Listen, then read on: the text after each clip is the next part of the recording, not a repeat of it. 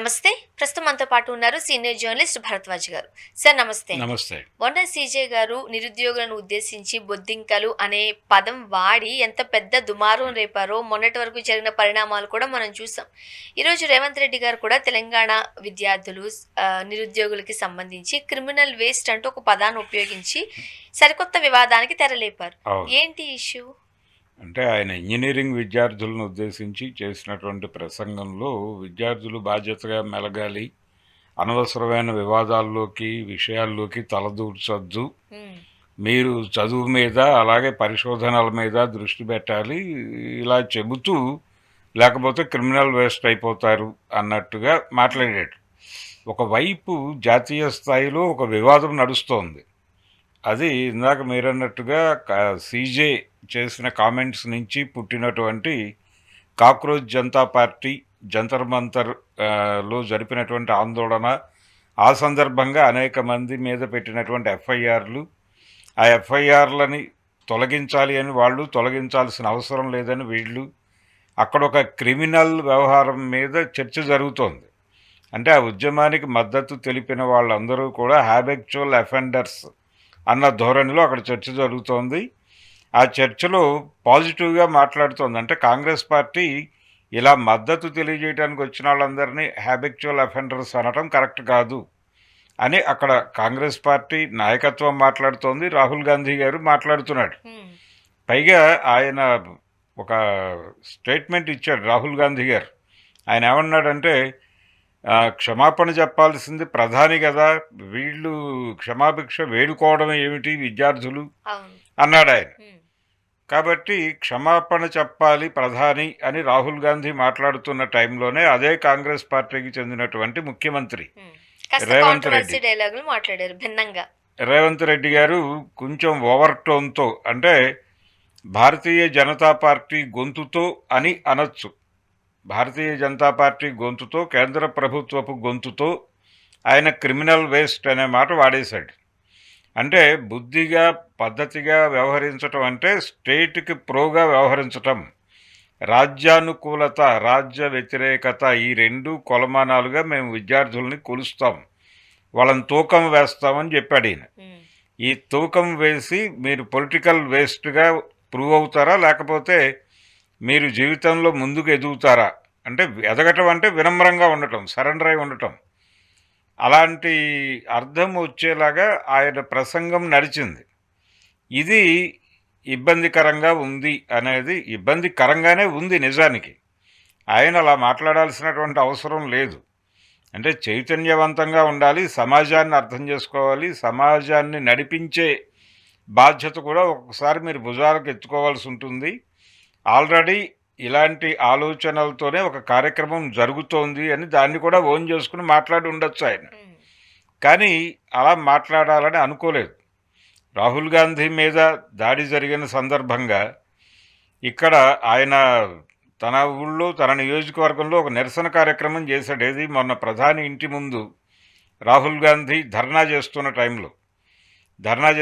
టైంలో ఈయన ఇక్కడ ప్రొటెస్ట్ చేశాడు, ఆయన అరెస్ట్ చేయడానికి వ్యతిరేకంగా. కానీ అదే సమయంలో అక్కడ జంతర్ మంతర్ దగ్గర జరిగినటువంటి ఒక మరో జలియన్ వాలాబాగ్ కార్యక్రమానికి వ్యతిరేకంగా ఇక్కడ లెఫ్ట్ విద్యార్థి సంఘం ఎస్ఎఫ్ఐ వాళ్ళు ప్రెస్ క్లబ్ దగ్గర అసెంబ్లీ అయ్యి అక్కడ నుంచి రాజ్భవన్కి వెళ్ళి ఒక విజ్ఞాపన పత్రం ఇవ్వాలి అనుకున్నారు. అంతే, వాళ్ళ మీద తెలంగాణ పోలీసులు దాడి చేసి ఈడ్చుకుని వెళ్ళారు. జంతర్ మంతర్ దగ్గర బీజేపీ పోలీసులు ఎలాగైతే విద్యార్థుల మీద దాడులు చేసి ఈడ్చుకుని వెళ్ళారో, ఇంక్లూడింగ్ రాహుల్ గాంధీ ముక్కుకి గాయమైందని కూడా చెప్పాడు ఆయన. నెత్తురు కనిపించింది, ఆయన్ని ఈడ్చుకుని వెళ్ళినటువంటి సందర్భం చూసాం అందరం. అదే పద్ధతిలో రాహుల్ గాంధీని ఎలా ఈడ్చారో ఇక్కడ హైదరాబాదులో కూడా ఎస్ఎఫ్ఐ విద్యార్థుల్ని అలాగే ఈడ్చి తీసుకెళ్లారు కాంగ్రెస్ పోలీసులు. కాబట్టి అధికారంలో ఉన్న వాళ్ళ గొంతులన్నీ ఒక్కటే, అధికారం లేకపోతే గొంతులో మార్పు వస్తుంది.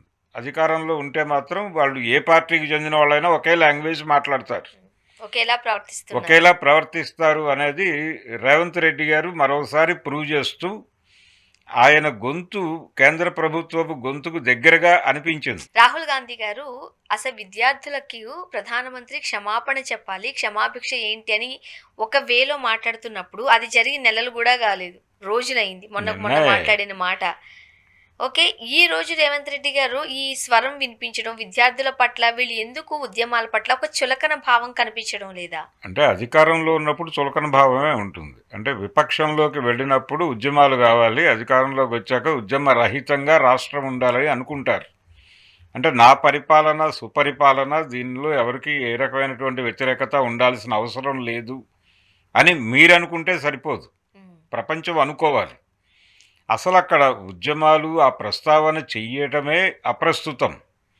ఆ అప్రస్తుతమైనటువంటి ఏరియాలో ఆయన విద్యార్థులకు ఏదో బోధించటం, ఈయన వచ్చిందే అక్కడి నుంచి. ఈయన కూడా విద్యార్థి రాజకీయాల నుంచే వచ్చినవాడు. ఏబీవీపీ నుంచి మొదలైన ప్రయాణం ఇది. ఆర్ఎస్ఎస్ ఏబీవీపీ నుంచి మొదలై అలా నెమ్మదిగా తెలుగుదేశం మీదుగా కాంగ్రెస్లోకి వీచిన పవనం ఇది. కనుక ఒక సుదీర్ఘ ప్రయాణం ఉంది ఈయనకి. అందరితోనూ సమన్వయము కలుపుకుని వెళ్ళగలిగినటువంటి సమర్థత ఉందని చెప్పి ఇతనికి ఒక రకంగా ఫ్రాంచైజీ ఇచ్చారు. ఉమ్, ఈయన ఫ్రాంచైజీ సీఎంఏ కాబట్టి ఈ ఫ్రాంచైజీ సీఎం ఆ అడ్వాంటేజ్ని భుజానికి ఎత్తుకుని అక్కడ కేంద్ర నాయకత్వం ఎలా బిహేవ్ చేస్తోంది, రాహుల్ గాంధీ గారు ఏం మాట్లాడుతున్నాడు, దానికి అనుకూలంగా మన మాటలు ఉన్నాయా లేదా అని చెక్ చేసుకోవాల్సిన అవసరం ఈయనకి లేదు. ఎందుకంటే ఈయన ఫ్రాంచైజీ తీసుకున్నాడు కాబట్టి ఆ అమౌంట్ ఇన్ టైం పేమెంట్ వెళుతోందా లేదా అన్నంత వరకే ఈయన బాధ్యత. ఉమ్, మిగిలిన గొడవతో ఈయనకు సంబంధం లేదు. తెలంగాణ ఈయనకి రాసి ఇచ్చేశారు వాళ్ళు. మీరు అధికారంలో ఉన్నంతకాలం మీ ఇష్ట ప్రకారం నడుపుకోండి. అలాగే కర్ణాటక కూడా డీకే కంట్రోల్లోనే నడుస్తోంది. ఆయన చాలా సందర్భాల్లో బీజేపీ అనుకూల ప్రకటనలు చేస్తూ ఉంటాడు. కేంద్ర ప్రభుత్వానికి అనుకూలంగా కాంగ్రెస్ కేంద్ర నాయకత్వపు స్టేట్మెంట్లకు వ్యతిరేకంగా వెళ్ళిన సందర్భాలు ఉన్నాయి.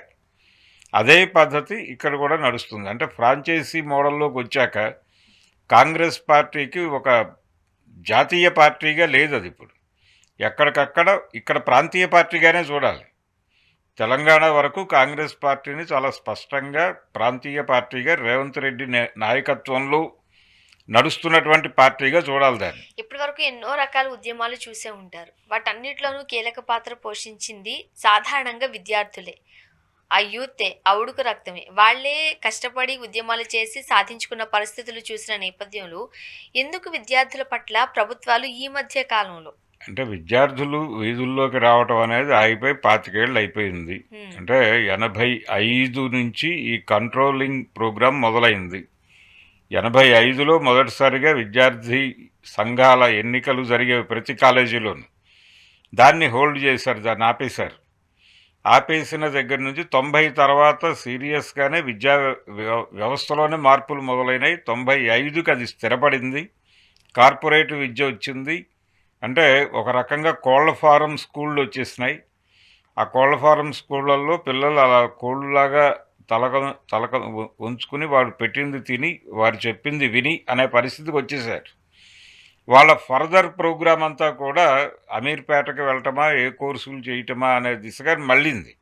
అంటే కెరియర్ ఓరియంటేషన్ అనేది మొదలైంది. బ్రతుకు భయం పెరిగింది. ఆ పెరిగిన బ్రతుకు భయము వీళ్ళు కెరియర్ ఓరియంటేషన్లోకి వెళ్ళిపోవడం, వీధుల్లోకి వచ్చే వెసులుబాటు లేదు. అంత బిజీగా ఎంగేజ్ అయిపోయారు పిల్లలు. అసలు వీధుల్లోకి రావటం తప్పని వాళ్ళల్లోనే ఒక ఇంటెన్షన్ ఉంది. అందుకని ఏ పొలిటికల్ పార్టీకి సెకండరీ లీడర్షిప్ లేకుండా పోయింది. అలాంటి విద్యార్థులు ఇప్పుడు వీధిలోకి రావటం అనేది అన్ని పార్టీలని ఆందోళన పరుస్తోంది. వాళ్ళల్లో కదిలికి వచ్చింది. వాళ్ళు నెమ్మదిగా మాట్లాడటం మొదలు పెడతారు, ఇది 10 మందికి చెప్తారు. కాబట్టి ఒక ప్రమాదకరమైన విభాగం కదిలింది సమాజం దిశగా అనేది కాక్రోచ్ జనతా పార్టీ ఉద్యమం నుంచి భయం మొదలై ఆ భయం రేవంత్ రెడ్డితో ఇలా మాట్లాడించింది. చూద్దాం. Thank you so much. Thank you.